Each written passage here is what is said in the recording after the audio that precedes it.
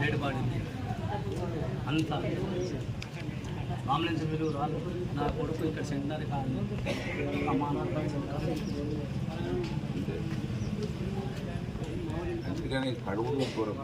దస్తానంత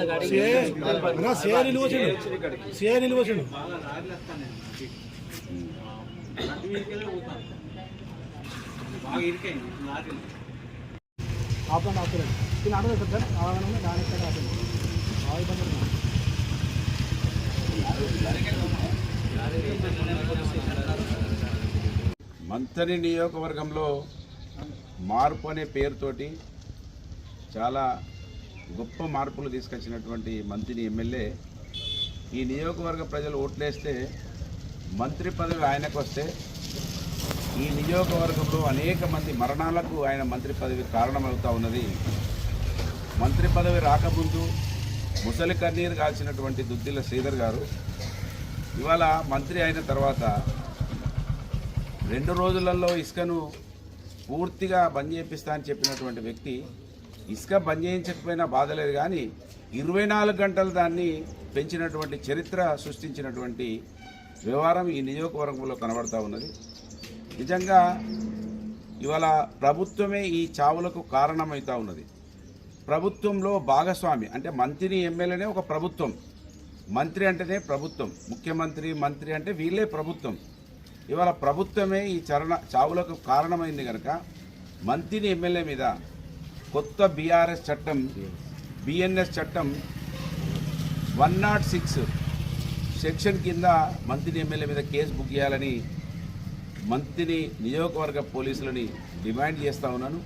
వట్టిగానే మా మీద ప్రజల కోసం మాట్లాడితే కేసులు పెట్టడం కాదు, ఈ చావులకు స్వయంగా మంత్రే కారణమైంది కనుక ఇవాళ ఇంకా కొత్తదనం ఏంటంటే ఆ రోజులలో మేము ఇసుక లారీలు తాకి ఎవరైనా చనిపోతే ఇసుక కాంట్రాక్టర్తో పైసలు ఇప్పించేవాళ్ళం, టీఎస్ఎండిసితో పైసలు ఇప్పించేవాళ్ళం, ఆ లారీ అతనితో పైసలు ఇప్పించేవాళ్ళం. ఇవాళ పైసలు ఇప్పించుడు దేవుడు కానీ సారుకి ఏమైనా రక్తంది చూడలేడు కనుక సారు ఆ రక్తాన్ని ఇవాళ కొత్తగా బకెట్లతోటి కడుగుతూ ఉన్నారు రోడ్డు మీద. ఎప్పుడైనా రక్తం మరకలు ఉంటే మట్టో ఇసుకో పోసి దాన్ని కొంత కనబడకుండా చేసేవాళ్ళు, కానీ ఇక్కడ రోడ్లను డ్రై క్లీనింగ్ చేస్తూ ఉన్నారు ఇక్కడ పోలీసులు. సో దీని మీద దృష్టి పెట్టడం కాదు, కనీసం ఆ కుటుంబాలను ఆదుకోండి. ఈ 14-15 నెలల్లో దాదాపు 35 మంది చావులకు ఒక యువకుడు అయితే 2 కాళ్ళు తీసేసిండ్రు. ఆ 2 కాళ్ళు పోవడానికి కారణమైనటువంటి ఇవాళ మంత్రి ఎమ్మెల్యే మీద 100% కేసు పెట్టాలి. పోలీసు వాళ్ళు చిత్తశుద్ధిని చూపించుకోవాలంటే మంత్రి ఎమ్మెల్యే మీద కేసు అయితే, ఎందుకంటే ఆయనే మంత్రిగా ఉన్నాడు కనుక ఈ ప్రభుత్వం కూడా కొంత తెలుస్తుంది, బాధేందో తెలుస్తుంది అనే విషయాన్ని మరి శ్రీవాణి గారి మృతి 2 రోజుల క్రితం కమాన్పూర్ దగ్గర జరిగింది. ఆ కుటుంబాన్ని ఇప్పుడే పరామర్శించడం జరిగింది. ఆ కుటుంబానికి కూడా ఖచ్చితంగా ఎక్స్గ్రేష్ ఇవ్వాలని దాదాపు 50 లక్షల రూపాయలు ఇవ్వాలి. మేము ఆ రోజు 30 లక్షల వరకు ఇప్పించిన వాళ్ళం. ఇవాళ ఆ కుటుంబానికి 50 లక్షల రూపాయలు ఇప్పించాలని మంత్రి ఎమ్మెల్యే కళ్ళు తెరవాలని, కళ్ళు నెత్తికెక్కించుకొని ప్రజల ఓట్లతో గెలిచిన తర్వాత అది గొప్ప విషయం కాదనే విషయాన్ని గమనించాలని నేను డిమాండ్ చేస్తూ ఉన్నాను. ఖచ్చితంగా ఈ చావులకు మంత్రి ఎమ్మెల్యే కారణం. ఇసుకను 24 గంటలు చేసింది, 24 గంటలు చేసిన చరిత్ర ఇది మంత్రి ఎమ్మెల్యేకే దక్కుతూ ఉన్నది కనుక ఈ శ్రీవాణి కుటుంబాన్ని ఆదుకోవాలని డిమాండ్ చేస్తూ ఖచ్చితంగా ఇది మంత్రి నియోజకవర్గ ప్రజలు గమనించాలి. మంత్రి ఎమ్మెల్యే పదవులు ఉంటే ఏ విధంగా ఉంటున్నాడు, పదవి లేకుంటే ఏ విధంగా ఉంటున్నాడు, ఊసరి వెళ్ళిని తలపించే విధంగా ఈ మంత్రి ఎమ్మెల్యేను వాళ్ళ మంత్రి నియోజకవర్గాలు ఇప్పటికైనా గమనించండి.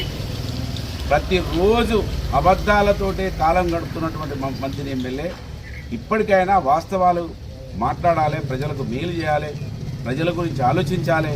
నీకు పదవి వస్తే నీ తమ్మునికి నీకు పోలీసు ఎస్కార్ట్లు తప్ప ప్రజలకు జరిగింది ఏమీ లేదు.